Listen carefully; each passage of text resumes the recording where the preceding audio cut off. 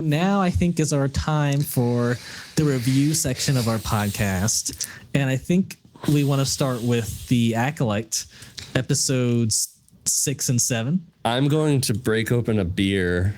Okay. To deal with this one. I need to. Yeah, I don't blame you. All right. This is how I'm going to deal. This is how I'm going to deal with talking about these 2 episodes. Okay. So yeah, we don't usually say this at this point anymore, but spoilers, of course, for these if reviews. If you even care about at this point. So I will say, I think I like episode 7 more than 6. I think, even though I don't think episode 7 was good either. No, 7. Okay, yeah. 7 is much better than 6. Okay, 6 was and I'm stealing this from somebody, a Sith thirst trap of an episode. Yeah, and was. Like, if you're not gonna get in the water with me, then I'd like to get out. Dude, I'd like to put on my clothes. I haven't fell asleep to like a TV show, let alone a Star Wars TV show yet until this episode, like episode 6. Like I was like, oh my God, it was really this is a episode. Nothing episode. This is yeah. I know there was things happening, but God damn it, it was boring. So we'll start from the beginning of episode 6 here. We get Osha waking up in a cave and in her sister's clothes. She follows Kamir to this water thing, and like obviously Kamir knows that like she's there. Like I don't know, it just seemed obvious to me because like he's a powerful Sith guy. Yeah. And so yeah, he knew. I guess I'm starting to get tired of like the Jedi in a sense that they just, no matter what, they're just like, he doesn't have a weapon. I'm not going to kill him. Like and he even brings it up. He's like, I just killed your friends hours ago and now you won't strike me down when I'm defenseless. It's just like, I'm like, yeah, what are you doing? Like he's an awful person. Like take him out. I don't know. Soul did the same thing last episode and it pissed me off, and that was like minutes after somebody was slaughtered, whatever. So Soul, so then we jump to Soul. That is like a stupid thing about the Jedi that I understand the concept, but like even in like real life, like if somebody is like actively killing people and then they put down their gun, you don't go like all right, I won't shoot you now. Like I don't know, man. I don't know. It's a little, it's just like this self-righteous bullshit, that I'm just like they'll never attack a defenseless person, and I'm like, okay, but he just slaughtered like 6 people. So then we jump to Soul. He can't communicate with Coruscant because his communicator is out of whack or something. I don't know. And he does have like the actor, obviously I like him as an actor in the show. Like he has some good moments and his like reflection of like what just happened and whatnot. But then we get like Basil. He finds out and like tries to get Pip and try and stop May, but he was pretty useless. But like, do you even think, like, my whole thing was, I feel like Soul should know that was May all along, but I couldn't tell if it was like, oh yeah, now I found out at the very end. I'm like, but you should just know. Yeah, I think there are logical excuses you can make for like Soul not realizing. Like I think he is overcome with grief at the moment for his fallen Jedi, and I think his mind at that moment was probably clouded from all of the events that happened. That's going to be my excuse for it. But yeah, I do think like when he asks her about Pip, like he's catching on at that point. I think that's like the first time. Why did you change your droid's settings? Right. And so then she's like, oh, he knows, and then runs and he blasts her. Right. But yeah, and then we also get Vernestra's point of view in this episode, and her really annoying Padawan called Mog, which is a horrible name, and he tells her about the message he got from Soul and that his entire team was wiped out, and she's like, okay, I need to go personally Yeah, and they go there. Yeah, they go there. They go there, and they find the bodies. They're able to, it took a whole episode in a specialized tracker and Kamir, who knew the forest well, to get to this place. They just found it. They didn't have any, at least from what we didn't see, they didn't have any trouble getting. I'm going to assume that they had trackers on some of the fallen Jedis, maybe. All right, Ian, you are just making excuses for this. But logically, I don't know. Sure. Yeah, I am. Because they're not showing any of that. They're not showing any of that. No, they're not.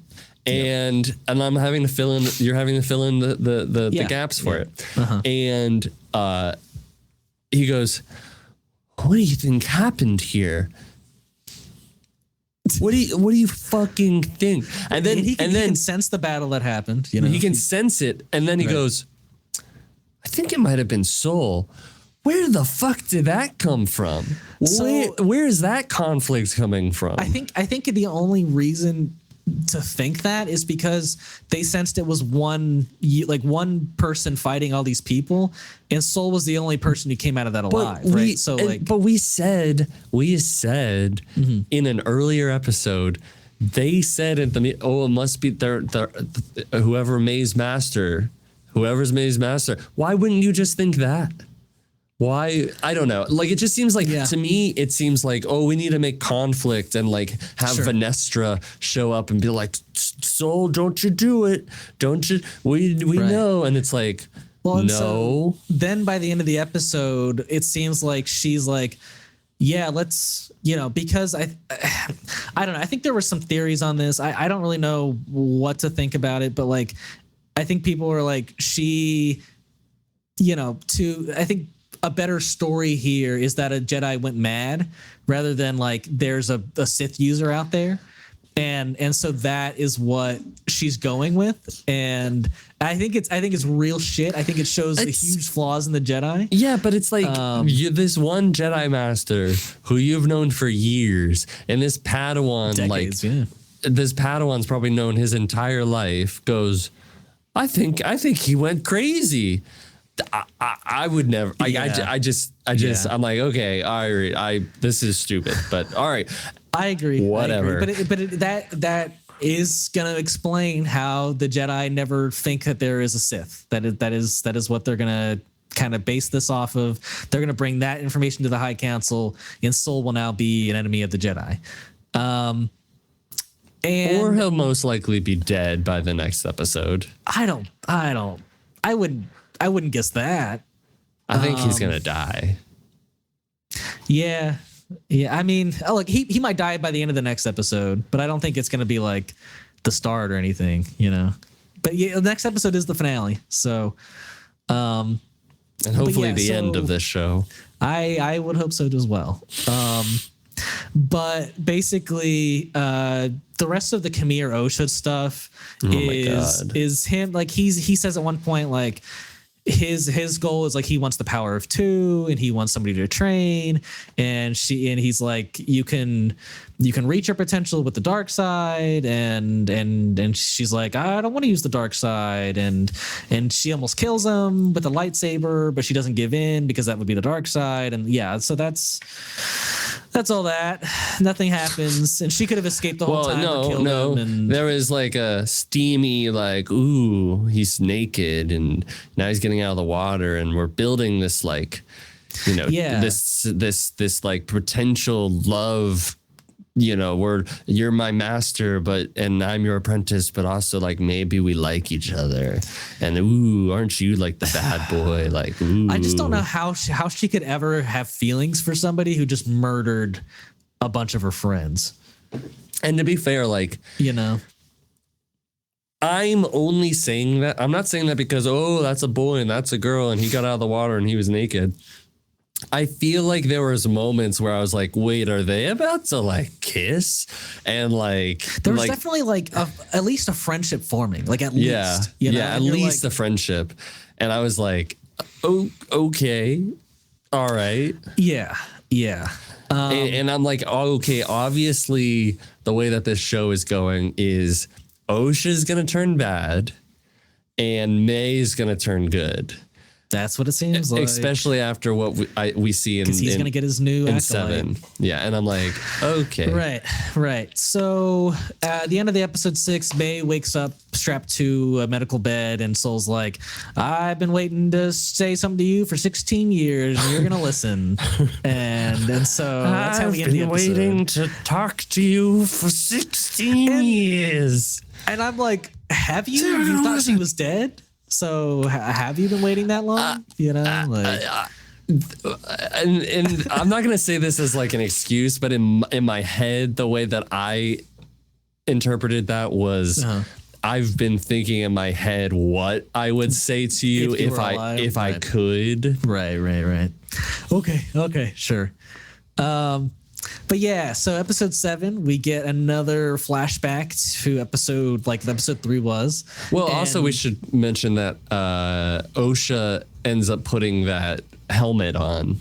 The helmet was cool. You're right. I forgot about that. But like that's like the helmet that's like supposed to be like, it dampens all your senses. Yeah. Right. So I think the helmet is very cool. They even I think they explain what the helmet is made out of. Yeah, it's that material I was talking to you about where from Legends. Yeah. They even name it, but I think people are like, how is he able to weld on it? Because I think in the books that it's from, they said it couldn't be welded on. So but they can change Legends, I guess, because it's not really there. But yeah, I think it does make sense finally why he has a mask. Like it's a preference rather than just a look, Yeah. But yeah, so let me go to episode 7. Again, this is the Jedi's point of view from episode 3. They're looking for a Vergence that somehow brought this planet back to life, which I kind of like the concept. Yeah, I do like the concept. Like I'll give the show it's way more science fiction than like what Star Wars ever typically goes into. Right. But I liked it. Yeah, for sure. And I think I guess before I go any further, the highlight of this episode for me was Torben and Indara. Oh yeah. Torben was amazing. Like acting wise, his story throughout it. I think he only made one decision. I was like, huh?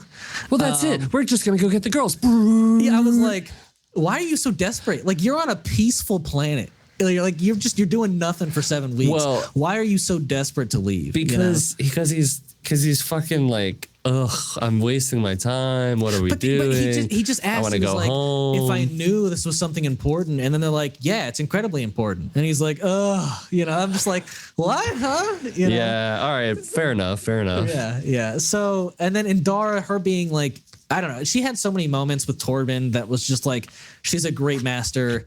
And I love that. I've always loved the relationship of showing a master and a Padawan, and they nailed it again. They that was the one thing this episode did right. They nailed that.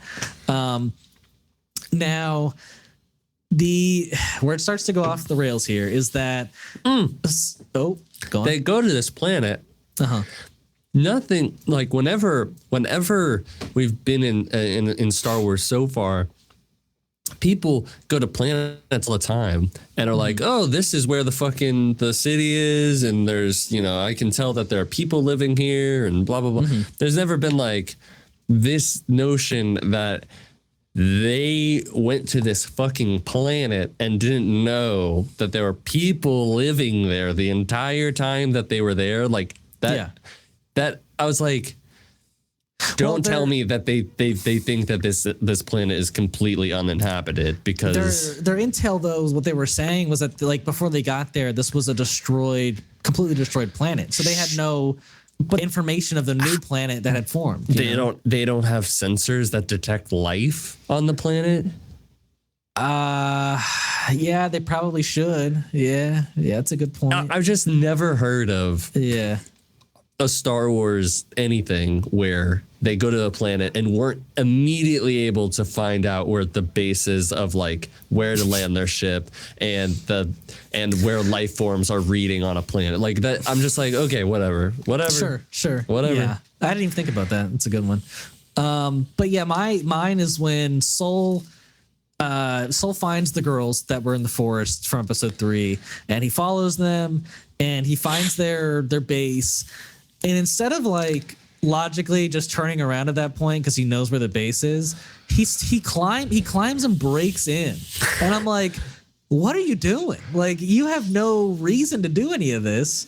But it was only he was purely snooping. So that he was snooping. It was purely so that he could go and tell Andara that he's like, there's children and there's some ritual that might happen tonight or like soon, and they might be in danger. Like he needed to see all of that to like have the urgency of the story to go forward. Right. I don't know. It felt forced for sure. But then, they go and Andara's convinced, and she wants to go in alone, but he's like, there's 50 of them, we gotta go together.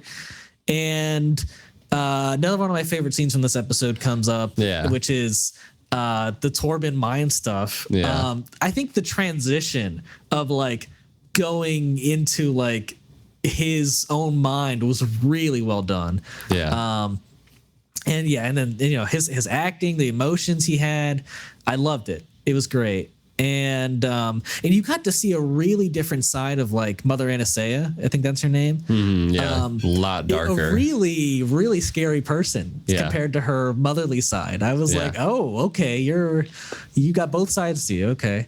And so it was cool seeing that side of things. What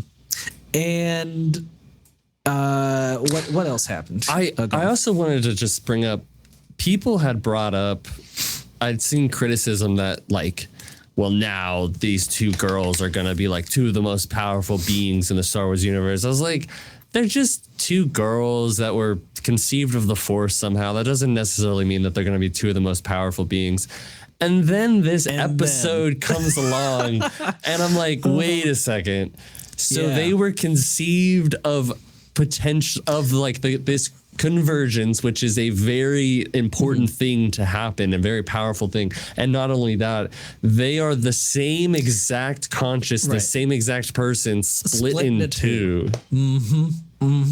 Yeah. And I'm like, okay, well, that is actually like now, like if this show doesn't continue, I'm like, well, what was the point? Like, you set this up as like these two girls having like quite. These girls are now two of the most important people in the entire universe. Right? Yes. So yeah, how do they just appear going forward? But yeah, so I guess I'll go back to the story here. So next day, I just want to bring this up because it really kind of struck a nerve with me. Really grinded my gears. But basically, like, remember how like Indara was very insistent that like we need to talk to the council, right? Like we need to have their input. Right. And so we finally get their input after they test May and Osha, and she's like, the Jedi said no, we don't, we're not going to bring them. They said we've already interfered too much, which is like immediately goes against what Kimir is saying, that the Jedi Council is saying, nah, leave these Force users alone. You leave their kids alone. We don't want anything to do with them. Just stick to your objective. And I'm like, so you don't want to control people who aren't using the Force in your way. That's interesting. That kind of contradicts a lot of things that have been said in the show. So I don't know. That just I wish they were more maybe kind of like on the side of like, let's bring them back. But that would not give Soul the motivation to then do what he does. So, which, by the way, like he is like Indara, who, by the way, like the actress that plays her is Carrie-Anne Moss. Yes, Carrie-Anne Moss, doing a great job. That's the most that I've liked of Indara like thus far. Like I really like her. This was her shining episode for sure. And they have that conflict where he's like, it's not that I have attachment, and he clearly does. But it's like, but like, yeah, like I agree. Like she's totally in the right. He clearly does, but there is a bit of me that's like, maybe it's still like a bit of just like I really want to protect the girls. because I think he does. Yeah, he is worried about them, like genuinely. I think. Yeah. I don't doubt that. But yeah, so they go. So I guess we'll go back to where Torben shot off his speeder and went to the base because he heard the girls are the virgins. We can get them and go home. And so Sol goes after him. Almost seems like he goes after him like as a ruse to be like, oh, I'm gonna go stop him. But he's going to join him in a sense, you know? Yeah. And so those two walk in. They break into the temple, the castle, whatever they have, and for some reason, I don't even know how to, like, if somebody was to ask me, like, so how did the conflict start? I'd be like, there was like, it's so confusing, dude. It was so confusing. It was really confusing. Okay, I'm glad you feel that way, because when I watched it, I was like, did I miss something? Like, why did the thing happen? So, I'm more on the side of Sol, so I'm going to break it down for everybody here. So May accidentally now starts a fire. She didn't mean to start this fire. She just accidentally did it, and now the whole thing is catching on fire. She's feeling like, oh, we should feel sympathetic towards her. She didn't actually want to start this thing. She was just really upset. So then she runs down to get her moms to help put out this fire, right? She comes down, says, "Mama, help." And then for some reason, both of the mothers go into full, like, I'm gonna fight right now. And so like the Darth Maul woman, like, she like is about to like strike Sol or whatever, and then the Mother Anastasia just goes into this crazy mist form, and at that point I genuinely don't blame Sol for what he did, like, at all. Like, she was clearly a threat. She could have done anything to me at this point. I'm gonna protect myself and stab. I don't blame him at all for what he did. And then both of them after that won't fight. Torben is just blocking arrows. Yeah. Sol won't strike. And so you're like, so the Jedi are still kind of in the right here. And then all of the witches that are left take control of Kalnaka's mind. And by the way, excuse me?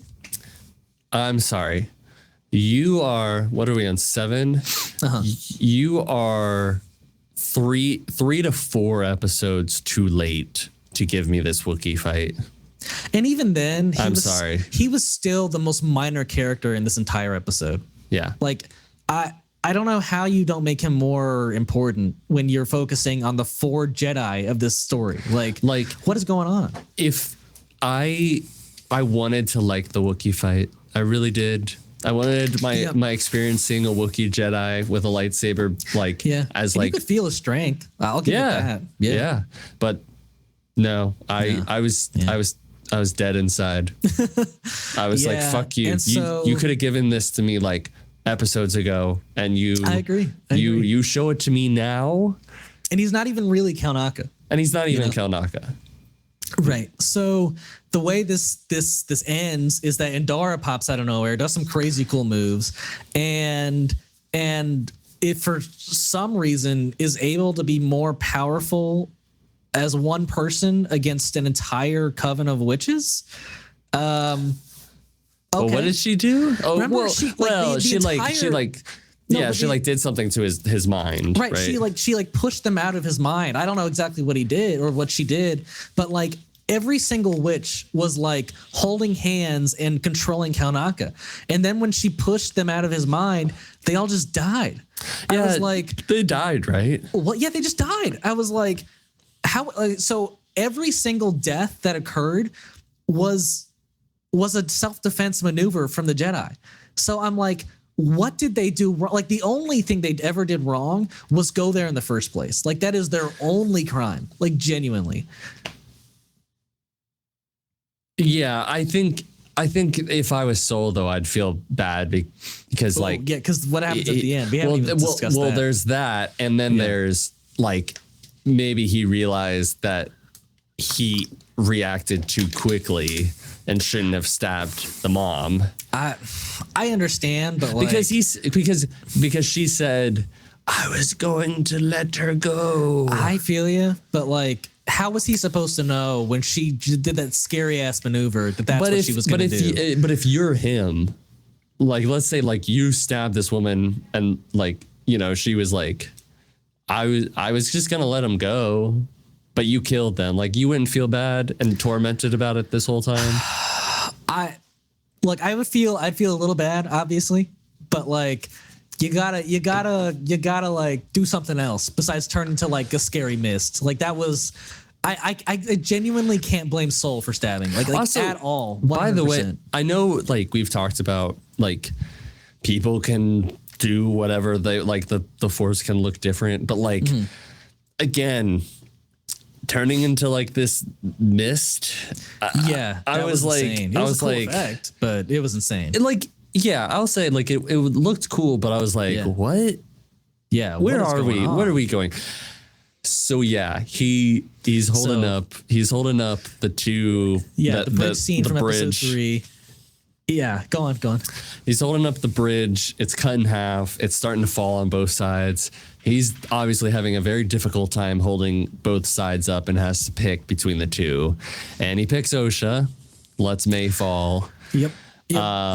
Which was pretty brutal. That was a big moment. I was like, that was the one thing that surprised me this episode. I was like, oh, he picked. Yeah. Okay.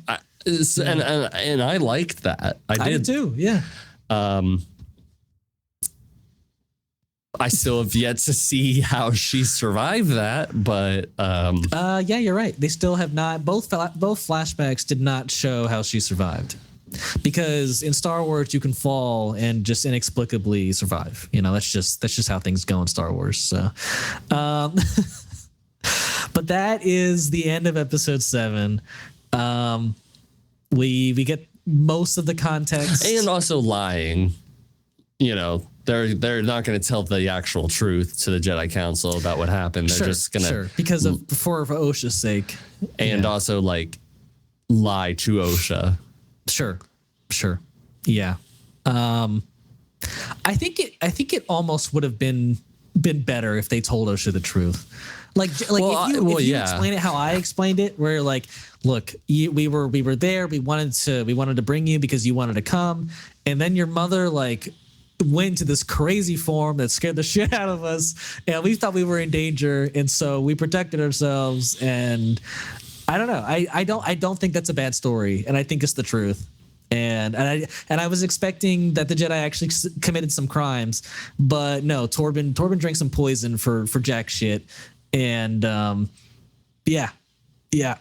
So it's a really strong, strong season. This is because like, what does he have to feel like guilt ridden about? I think maybe it's just like if he had never gone there, those people wouldn't have died.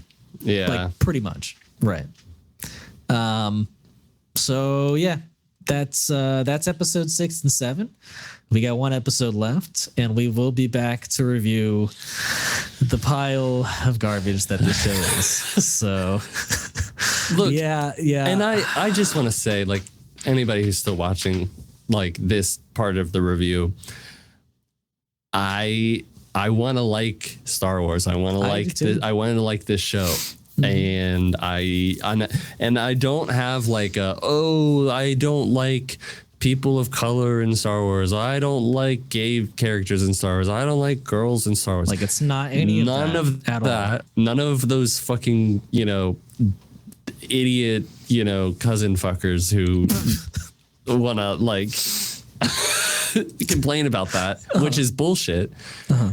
It's because the show is written badly. Correct. And it's nonsense. It is indeed. And there's so many plot holes. Just every corner you turn. Hurts my brain to think about how it's being written. I'm like, people who are professional. Now, granted, I'm not saying I could do a better job. I'm not, because I'm not a screenwriter. I'd probably be a shit screenwriter. But I think I could lay out a better layout of a plan for a season than this was. I'm just genuinely shocked that a company like Disney and like a legacy IP like Star Wars and people that you and pretty great actors, and like the person who was in charge of Russian Doll were like, yeah, this is our script. Yeah. Yeah. Yeah. I mean, it's your point. Like, I love the actors for Sol, Torben, and Indara. Like, all three of them have killed it for me. Like, they are the reason why I'm still watching the show. And I would even say that, like, and Jackie was great. Jackie was amazing. I love Jackie, but she hasn't been here for a couple episodes now, unfortunately. And I would even say if Kamir was acted differently, because I'm really getting tired of like, yeah, I'm Sith, and do you want to like crush some Miller Lights with me? Like, yeah. I could even like Kamir a little bit, but the acting is a bit. The only time I've liked his acting was in episode 5 when he was like truly a villain. You know, right? Yeah, I was like, oh, this is a good turn for the character. I guess you could call me Sith. I guess you can call me Darth Teeth. Yeah, but now he's full. He didn't say that though. The internet just made that up, right? The internet made it up.